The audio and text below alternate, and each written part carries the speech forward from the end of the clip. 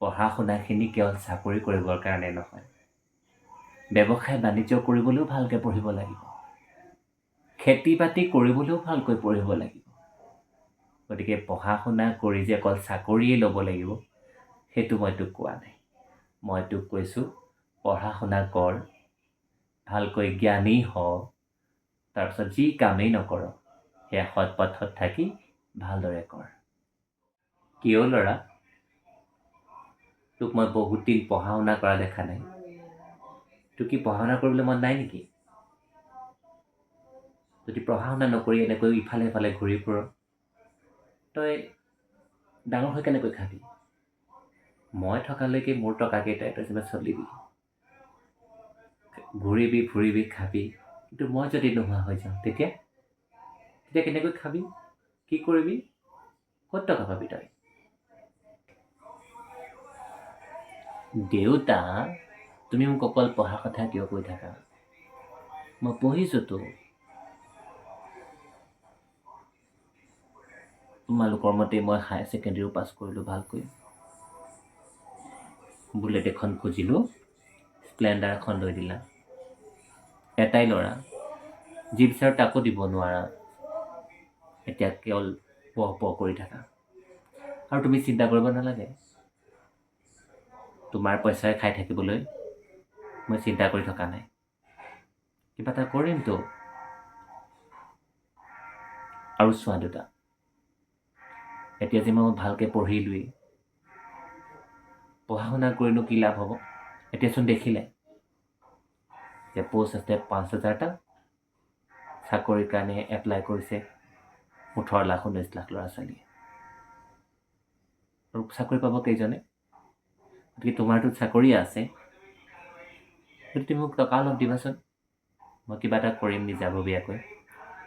আৰু এটা না দেউতা, মোৰ যে চৰকাৰী চাকৰি কৰিবলৈ অকণো মন নাই, কাৰোবাৰ তলত গোলাম হৈ থকা হেঁপাহ মোৰ নাই। তোমালোকে অতদিনে কৰি আছা নহয়, দেখিছাতো। সেইকাৰণে মই কিবা এটা ব্যৱসায় কৰিম, য'ত মই নিজা মতে চলাম, লাভ লোকচান হ'লেও নিজেই মেনেজ কৰিম। গতিকে কাৰো কথা শুনিবলগীয়া নাথাকিব, আৰু তেনেকৈ থাকিব বিচাৰোঁ মই। গতিকে তোমালোকে আৰু মোক পঢ়া শুনাৰ কথা কৈ নাথাকিবা। মই পঢ়িছোঁ আৰু সেইধৰণে মই ডিগ্ৰীটো কমপ্লিট কৰিম। আৰু যেতিয়া পঢ়িবলৈ বহোঁ তেতিয়াচোন এই চাকৰি বাকৰি ইটো সিটো কথাবোৰে তেওঁ বেঢ়ি ধৰে, আৰু য'ত মই একো আদি নাপাওঁ। গতিকে ভাবিছোঁ যদি তুমি টকা দিয়া তেতিয়াহ'লে মই বিজনেছ কৰিম, নতুবা আমাৰ গাঁৱৰ মাটিখিনি যে তাত গৈ খেতি বাতি কৰিম। চৰকাৰী চাকৰি আশাত আৰু মই বহি নাথাকোঁ। মই তোমাৰ ল'ৰা, মনত ৰাখিবা।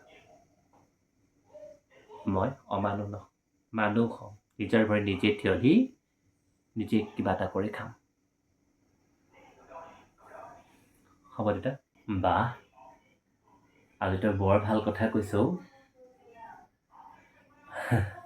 তোৰ এই কথাবোৰ শুনি মই ভাল পাইছোঁ, কিন্তু পঢ়া শুনাখিনি কেৱল চাকৰি কৰিবৰ কাৰণে নহয়, ব্যৱসায় বাণিজ্য কৰিবলৈও ভালকৈ পঢ়িব লাগিব, খেতি বাতি কৰিবলৈও ভালকৈ পঢ়িব লাগিব।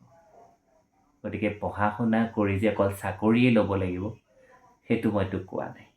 মই তোক কৈছোঁ পঢ়া শুনা কৰ, ভালকৈ জ্ঞানী হ, তাৰপিছত যি কামেই নকৰ সেয়া সৎ পথত থাকি ভালদৰে কৰ। আৰু তই যিটো কৈছ মই ঠিকেই বুজিছোঁ যে তই চৰকাৰী চাকৰি কৰিব খোজা নাই, ভাল কথা। তই নিজেই স্বাৱলম্বী হ'ব খুজিছ, ব্যৱসায় কৰিব খুজিছ, খেতি বাতি কৰিব খুজিছ, এইটো বহুত ভাল কথা।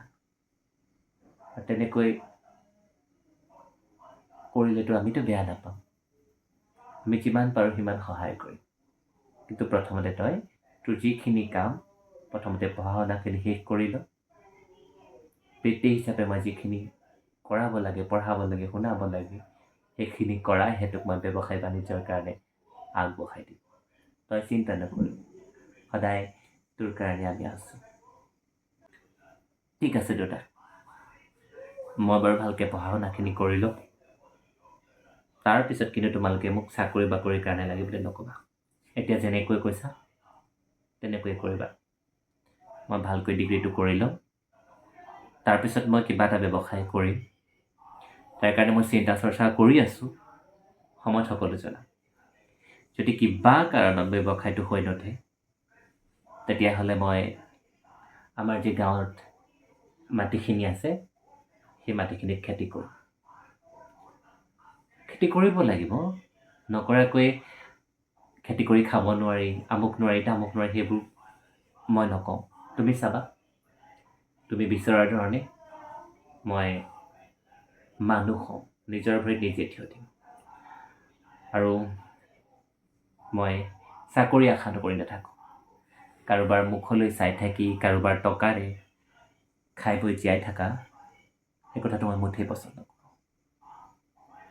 তুমি নিশ্চিন্ত থাকা দেউতা, মই এদিন ভাল মানুহ হ'ম, সফল মানুহ হ'ম আৰু তোমাৰ নাম উজ্বলাই তুলিম। কিন্তু চাকৰিৰে নহয়, মোৰ ব্যৱসায় আৰু খেতি বাতিৰে হ'ব। তই সঁচাকৈ ডাঙৰ হৈছ আৰু তোৰ চিন্তা ভাৱনাবোৰো পৰিপক্ক হৈ উঠিছে।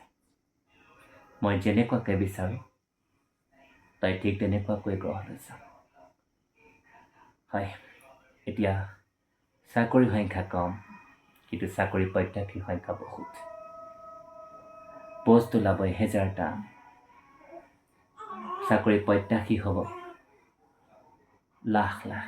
গতিকে এনেকুৱা এটা জটিল পৰিৱেশত চৰকাৰী চাকৰি বিচাৰি কাম কৰি হাবাথুৰি খোৱাতকৈ খেতি বাতি কৰি ব্যৱসায় বাণিজ্য কৰি নিজেই সফল হৈ মানুহ হ'ব পৰাটোহে বেছি ডাঙৰ কথা। তই যি ভাবিছ তাক মই সমৰ্থন কৰিছোঁ। যা এতিয়া ভালকৈ পঢ়কৈ, ডিগ্ৰীটো ভালকৈ পাছ কৰিব লাগিব। তাৰপিছত তই যিয়ে নকৰ তাৰ কাৰণে যিমান লাগে মই সিমান সহায় কৰিম। যা।